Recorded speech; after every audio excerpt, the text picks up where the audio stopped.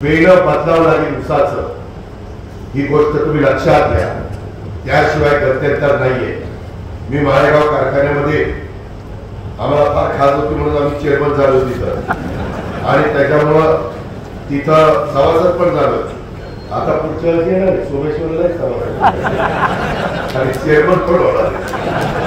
रेकॉर्डच करतो सगळ्या कारखान्यासाठी गमतीचा भाग जाऊ द्या, त्याच्यामध्ये येत नाही. नाही तर ज्याला चेअरमन व्हायचं त्याला झोप यायची नाही. याला हक्काच्या वयात काय कुठं लागलंय, आम्ही कुठं जावं, कुठं बघावं, आणि कधी आमच्या लग्न पत्रिकेवर प्रेषक म्हणून चेअरमन लागला कारखान्याचा.